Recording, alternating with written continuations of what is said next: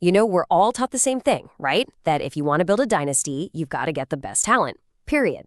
But what if that's only half the story?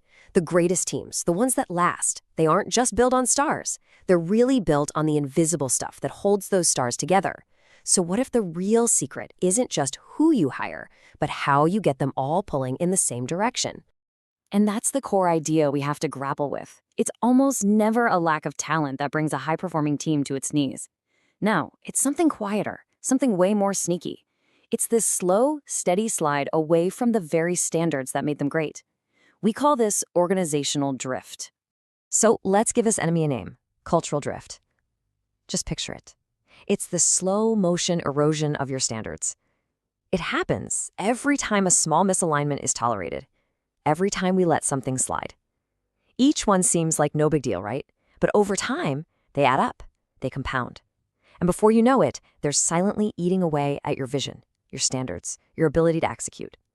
And let me be clear, drift is the default. It's what happens when you do nothing. So we really have to frame this the right way. Drift isn't just some small problem. It's the silent killer of high performance. It is the #1 threat to sustained excellence. It's the force that pulls a championship organization right back down to being just average. This is it. This is the big question every single leader has to answer. If drift is this natural, downward pull, like a river current, how in the world do you create a force strong enough to fight it? How do you push back against cultural entropy? Well, you don't cross your fingers and hope for the best. You have to engineer a solution. You literally have to build a system that's designed to generate a powerful, intentional force in the exact opposite direction. And that system is the alignment operating system. Okay, so this gets us to the heart of the solution. We have to make a huge shift in our thinking, from passively wishing for a great culture to actively engineering one. And we call this powerful, intentional force cultural gravity. The framework we use to build it is the Alignment Operating System, or the AOS. So take a look at this. This diagram really brings the whole concept to life. The AOS isn't just some idea. It's a real leadership framework. The best way to think about it is like the source code for your culture. It defines everything, from your purpose all the way down to your behavioral standards. And its one and only goal: to eliminate drift by syncing up the entire organization around a core that is absolutely non-negotiable. And this is the mantra. It's the core principle of the whole system. Leadership constantly pulls people toward the standard. That's the active part. But a strong culture, that's what holds them there, especially when things get tough. You absolutely have to have both. This lays it out perfectly. You've got two opposing forces and a constant battle.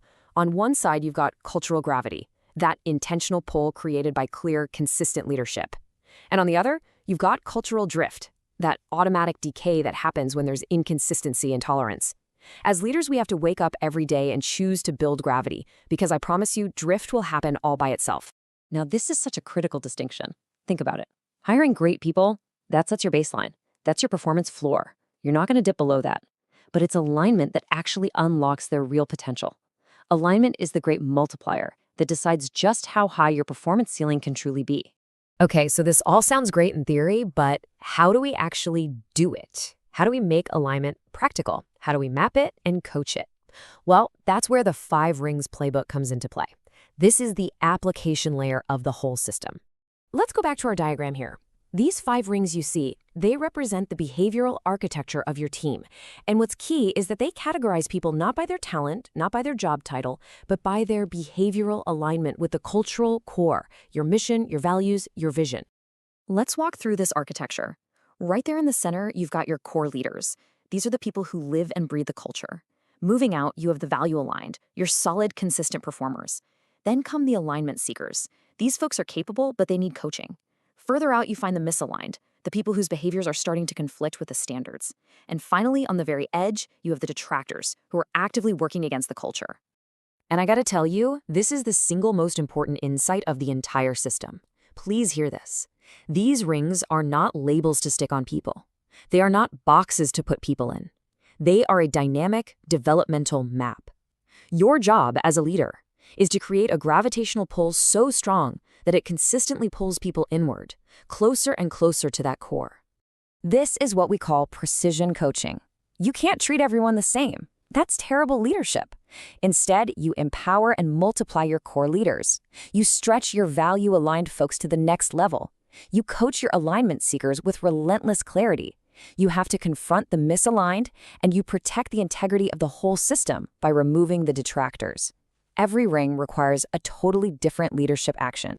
What this whole system is designed to do is take culture out of the world of fuzzy feelings and abstract opinions and turn it into something you can actually see, something you can measure, and something you can coach. We're moving from guesswork to actual data. So, how do we get this data?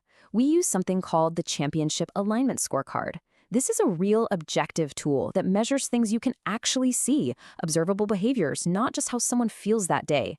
It scores people across these 5 critical categories, which allows you to map them into the right alignment ring with real precision. Okay, so where does all this lead? What's the payoff? It's the ultimate competitive advantage. Because look, this isn't about creating some nice culture where everyone feels good. This is about engineering a culture that wins. Alignment is the engine that drives sustainable, elite performance. Let's look at the difference. A team that's only driven by talent, it's fragile. Its performance goes up and down, it's vulnerable to egos, to politics, to all that drama. But an alignment-driven team, that team builds sustainable excellence on a rock-solid foundation of shared standards. It creates more leaders, not fewer, and it delivers consistent results, day in and day out. And honestly, the proof is everywhere you look. The trophy rooms of the greatest sports teams, the boardrooms of the most elite companies, they aren't just monuments to raw talent. They are monuments to alignment. This is how consistent winners operate. Which brings us to this powerful new way of thinking about leadership. Your real job as a leader is not managing people's tasks. It is engineering alignment across the entire organization. And when you really nail this, when you successfully engineer alignment, the results just cascade. Trust goes through the roof. Standards naturally rise. Accountability becomes something that happens peer-to-peer, not just top-down. Performance stabilizes at a super high level. And your cultural gravity becomes this powerful self-reinforcing force that makes drift almost impossible. So I'll just leave you with this one question to think about. Right now, in your team, in your organization, a force is pulling on your people. There's no doubt about that. You just have to ask yourself, is it the intentional, stabilizing force of cultural gravity that you've carefully built, or is it the silent, corrosive force of organizational drift?